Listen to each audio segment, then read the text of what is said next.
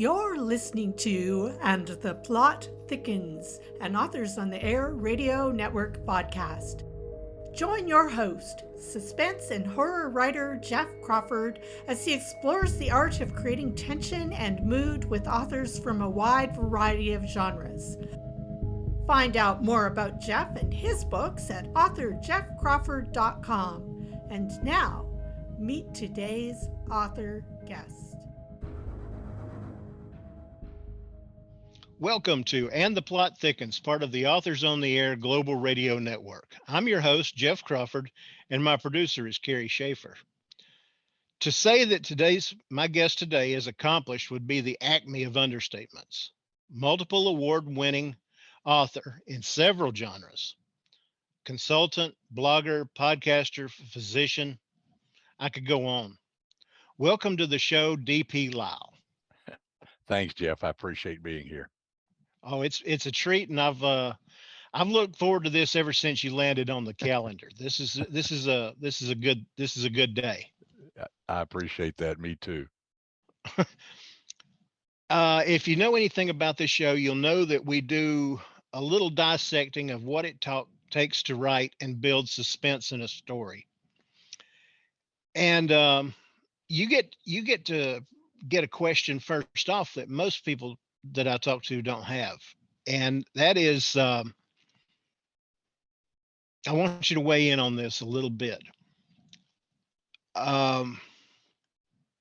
You've not only written a long list of novels, you've also worked with television.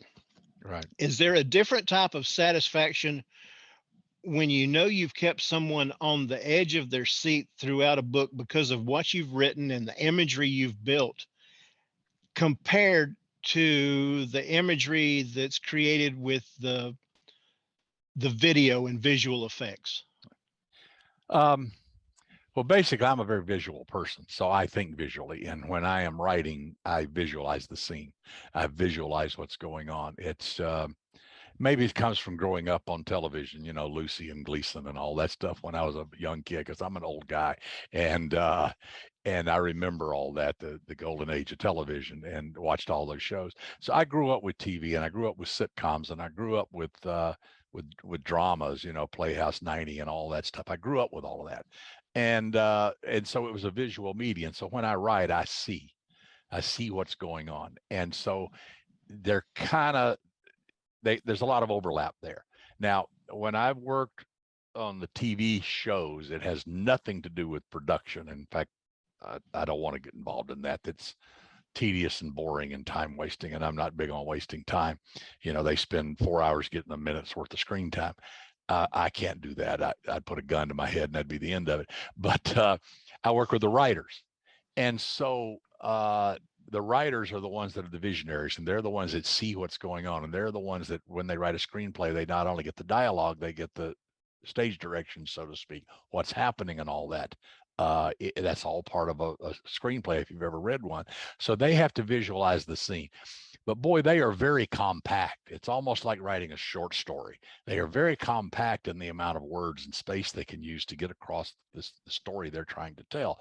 Whereas in novels, you know, it can be from 60,000 to 160,000. I mean, you got a lot of leeway there.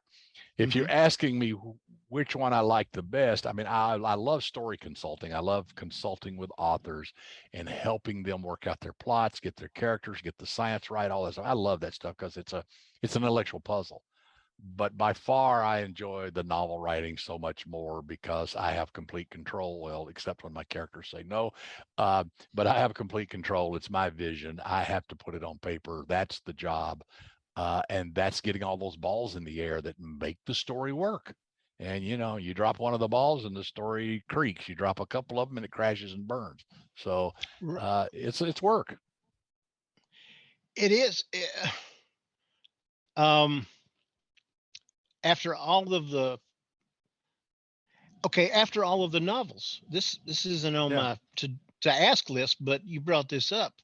After all of the novels, is the juggling, and there's a lot of juggling when you're writing a novel, I know. Is that still, because to me it was fun when I first started that. trying to figure out how Yeah. to keep all the ends from blowing away, or is it just work, or is it still fun for you? Oh no, it's still fun, and it's amazing. This morning I'm working on my 24th, 25th, I can't remember, book, and probably my 20th novel, close to that. And it's the same thing as the first one, except the first one took 2.5 years and was awful and was way overwritten and way too much stuff. But after a while, you start learning how to do it, but you still grind over it. And I always find, and it's interesting, today when I closed up my writing program, I was at just under 50,000 words on the book that I'm working for, which is like for a year from May. so always around that 50,000 thing is when the quasi panic sets in, like, this is stupid, this isn't working. Right. And I got a few more scenes I'm going to write, maybe 5 or 6. So I'll get up around 60,000. And then I'll go back to the beginning before I finish. I always leave the ending out there. And then I'll go back to the beginning and I will start going back through it again. And again, it's not heavy rewriting, but it's heavy storytelling. It's getting all the ducks in a row, making sure there's not contradictions, moving around the things you got to move around, and you're right back. And that only takes 2 or 3 weeks to do, because the story's already pretty much written. And then from there, I am on the downhill slide and I can finish the story. So that's kind of my process. But it's interesting that always at about the midpoint or a little thereafter, it's like, you don't know what you're doing, and this is crazy, and this is stupid, and it's not going to work.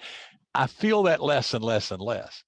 But I made a change maybe 10 years ago when I quit outlining, as far as outlining is concerned, because I would spend a lot of time outlining, and I would end up with these outlines where there was a paragraph or two written about each scene. And I would find that when I got about 2/3 of the way through the outline, I knew the story, I had the story figured out, and I was bored with it. And so now to go back and start writing it is a little more work. Now I started with the first Jake Longley book called Deep Six, and I just had one scene in mind. That's it. I knew kind of who Jake was. I knew he was going to have a dad he had conflicts with, and I knew he was going to have a sidekick named Pancake, who was a big guy. That's all I knew. I didn't really know where the story was going, what the story was going to really be about, who was going to live, who was going to die, who the bad guys were. I said, just write the damn scene, see what happens. So I wrote it, and guess what? The next one, and the next one, and the next one, and pretty soon I'm a dozen scenes, or 10,000 words into the story, and it's like, I like this. And I've written that way from now on. Now I use Scrivener. I don't know if you're familiar with Scrivener, the writing program. And I like it because it organizes things so well. That's what I use it for. So I get all my scenes over here. Really, they're chapters, because each amount of scenes a chapter. And so I will know the next 5 or 6 scenes, and I'll make little notes, that is like you can do in Scrivener. But that's not really a full outline. It's just, I thought of this has to go in there. So I make a little note, bang. Now it's got a place, and I may move that place around.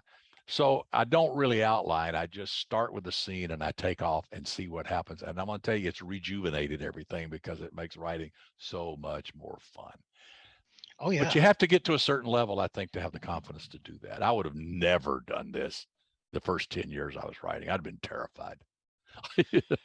See, I wouldn't know how to even start an outline. I've never written one. So, but I agree completely. There's a point somewhere in a book where I think everybody does a freak out. Yeah. And they say, I don't know where to go. Yeah, I don't know what this is going to do.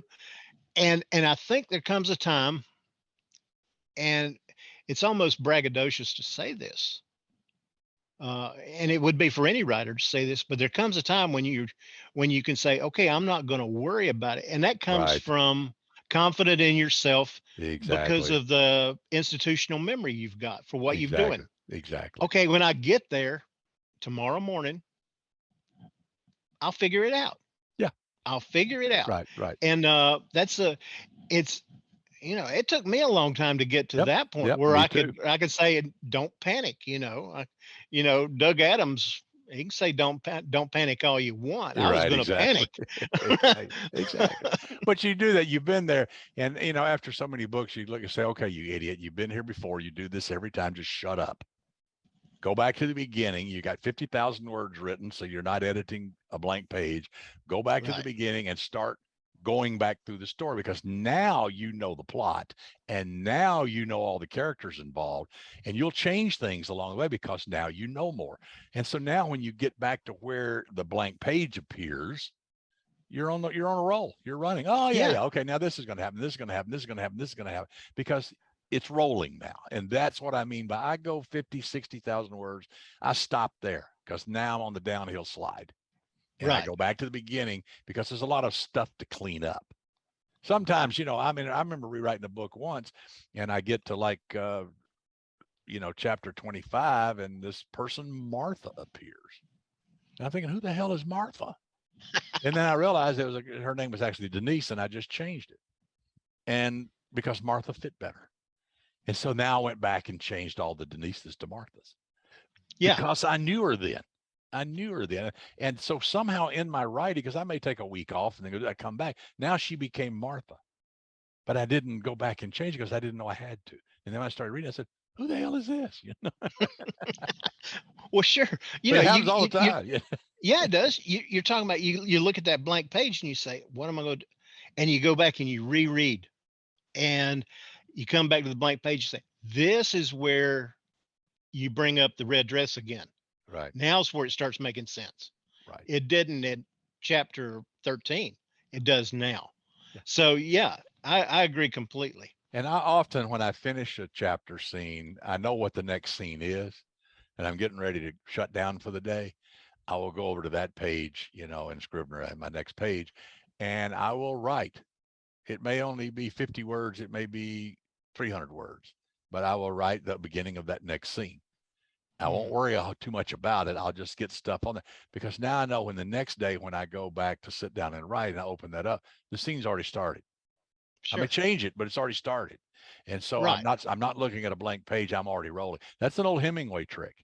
Hemingway would sometimes stop in the middle of a sentence and say, because I didn't want to come back and face a blank page, which, is the reason he ultimately swallowed a shotgun. He couldn't face the blank page anymore. He couldn't write that, he said, that one perfect sentence. Right. That's what he searched his whole life for. He wrote a lot of perfect sentences, actually. He really did. He really did. Do you have a preferred tool for ratcheting up the tension for a reader? Some writers let the characters do all the heavy lifting. Yeah. Some use environments. Some use histories within the story, and all of those are good. But do you have a preference? No, I think they're all good, and you got to incorporate all of them. Again, it goes by feel. What does it feel like when you get to that point and you get to that scene? But I think almost anything that in a story that means a lot, that creates emotion and empathy and suspense and terror and all that stuff, it has to be filtered through the character, one of the characters. So you have point of view. Like my Kane Harper series. This is the latest one, Tallyman, that just came out a couple of months ago. That one I write in multiple third person, because I don't want to be that close to Kane and Harper, the quasi brother and sister combo. I want them to have their own individual things. But Cultured, which is the next Jake Longley book that's coming out next May, with Jake, I write him in first person and everybody else in third. I did the same thing. My Sam Cody series was all multiple third, and my Dub Walker series, Dub was in first person, everybody else was in third. It's an old James Patterson trick.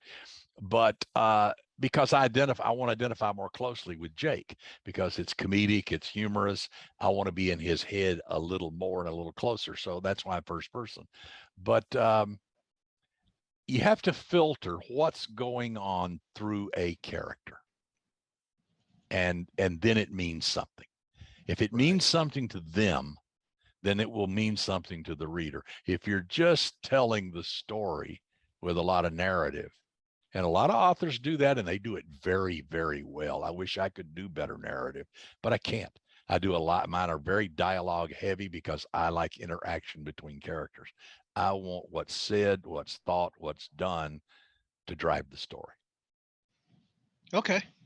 Gotcha. Um, let's say you're out having a nice dinner, all right, or you're sitting backed up in traffic, Hmm. or you're buying a glass of lemonade from a neighborhood front yard stand, and an idea for a new book hits you. What do you do next? Keep doing what I'm doing. If it's got legs, I won't forget it. And in fact, I do that all the time. And if people say, where do your ideas come from? I say from everywhere. And how many ideas? I got 50 right now. I wish I could get to. The problem is that once you have an idea of a story, you got to think about it for a while. You got to let it meditate, and regurgitate and all that stuff, and chew your cud on it for a while. And then, okay, this is something, number one, that would be fun.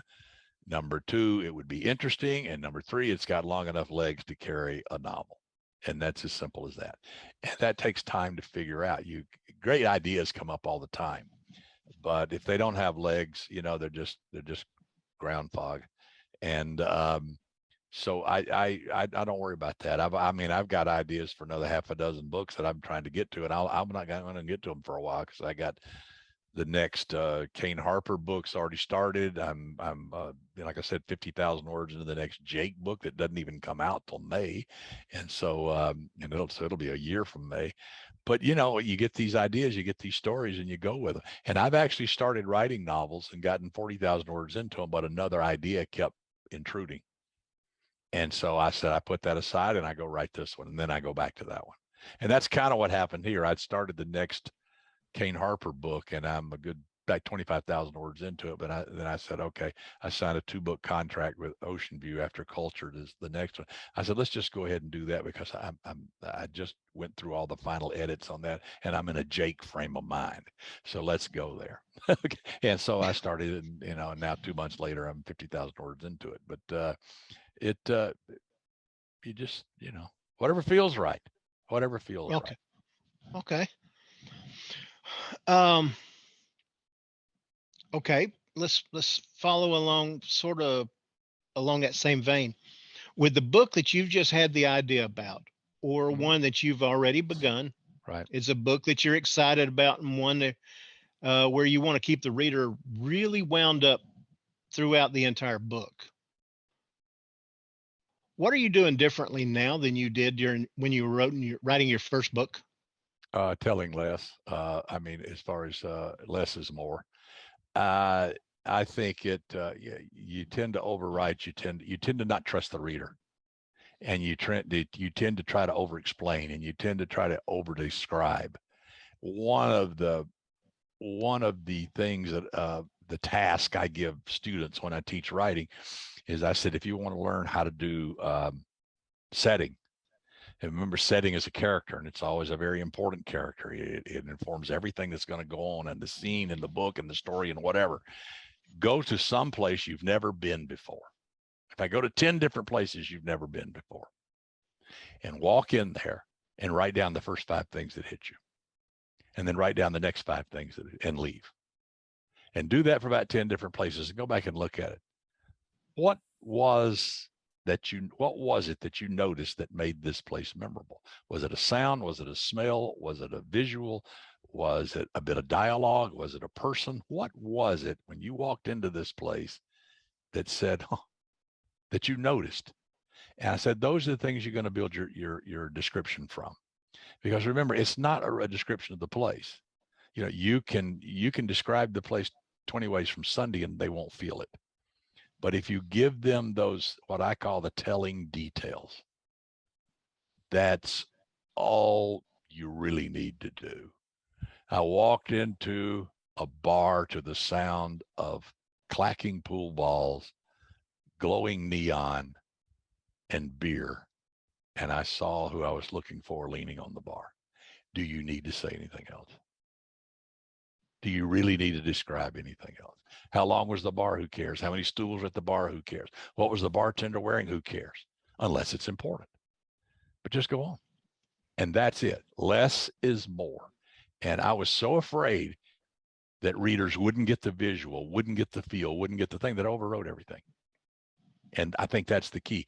And I always tell writers that if you want to learn to write clean, succinct, fantastic stories, read Elmore Leonard and read him over and over and over again.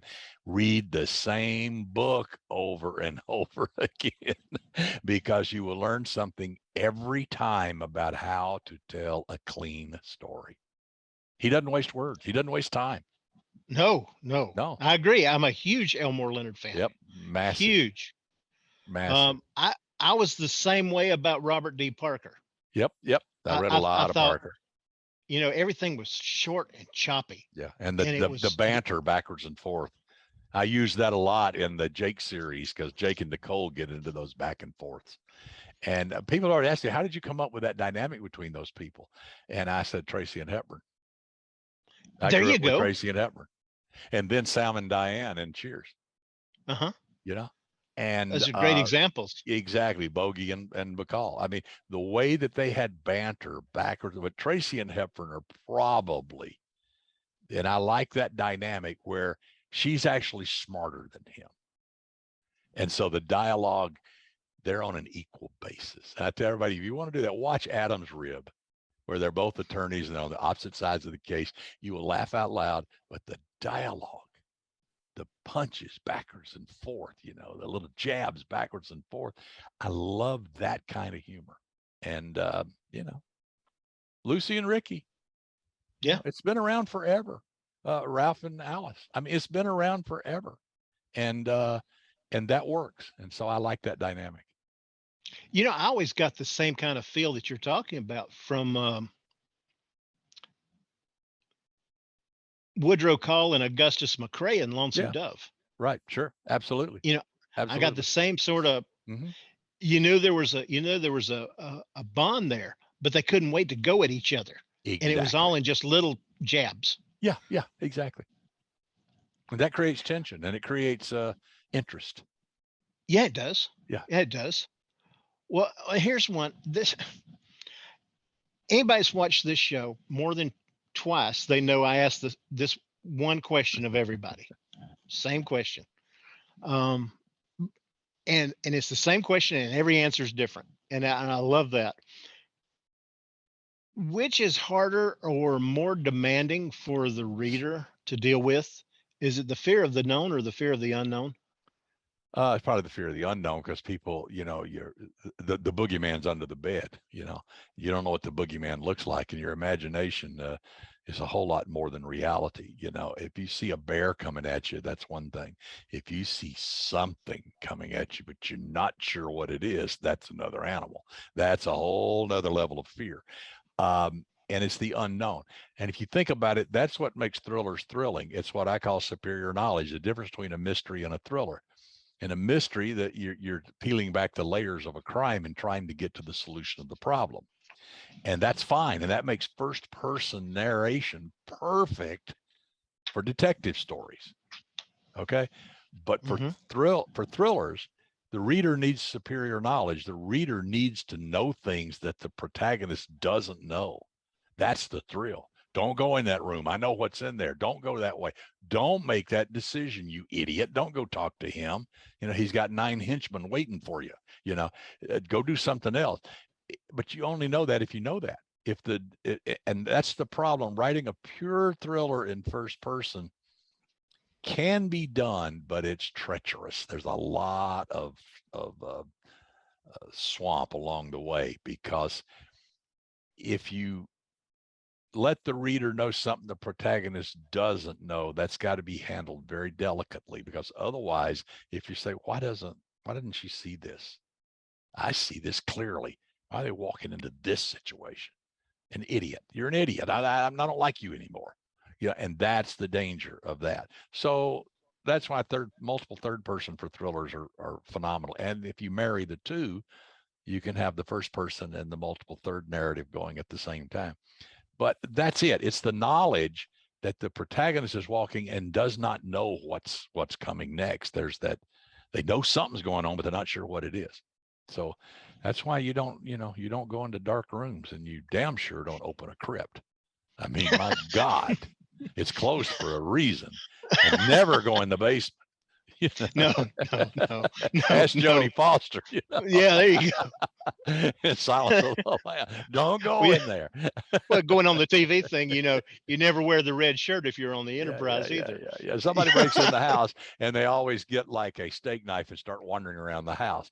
The front door is there. Get out in the street and start screaming. No, they don't do Yeah, that. or if you're going to go in the They basement, go at least turn the search for lights the. on. Yeah, Turn the light on. exactly. When you finish writing a book, do you make sure that all of the ends are accounted for and tied, I hope so. or do you leave now? Wait a minute. Here's part two of that. Or do you leave the reader to draw certain conclusions for themselves? A little bit of both. My Sam Cody books, there's 3 of those. They all have a little bit of woo-woo in them. There's a little bit of, is this more of a horror movie and less of a crime fiction? Because Sam's a tough cop and it's a crime and she's solving the crime. But there's undercurrents that there may be something supernatural going on always in her stories. And so I don't answer those questions in the end. I leave that to the reader. But for the most part, I try to at least tie up most of everything because I think the reader expects that. I don't think you have to. I think you have to tie up the major issues, but little nagging things, that's fine. Let them nag, that kind of leaves you with a question like, well, maybe they'll answer this in another book, That's yeah. okay. Where is the line between dragging a story out for the sake of word count and really building the tension to make an enjoyable reading experience for the reader? Elmore Leonard. Yeah, it always goes back to that. I always think about that. Yeah, and don't worry about word count. At the end of the day, it'll be what it is. I know every time I'm writing and I've got all the scenes written that I've had in my head, 25 of them, and it's only like 30,000 words, and I'm thinking I've just about run out of things. This story's moving toward the end. I mean, they said, but I got this chapter and this chapter and this chapter still to go. And then you start writing and, well, I should do that. And the next thing you know, you're at 60,000 words and you aren't even close to the end of the story. And it'll all work out. It'll all work out. And, but don't pad things. Keep it clean. Keep it as clean as you can. Make each chapter in and of itself useful. Elmore Leonard, famously said, only thing he kept on his computer was what is the purpose of this chapter? What is the purpose of this scene, and from whose point of view should it be told? And I think that's brilliant. And he said a lot of brilliant things, but that's one of them. And why is this scene here? What's it doing for the overall story? And so that's why you often put your premise up there. What if, that thing, so that you never lose sight of the through line of the story. And that's it. Where are we trying to get to? What issue are we trying to fix? Don't lose sight of that and don't get sidetracked on other things. Right. Don't let a subplot take over the story. If you do, then you got a different story, and maybe you should start it, save that and write another book about it. But and that can happen. The subplot can take over. It can, and it can catch you by surprise too. Yep. The writer, I know it can.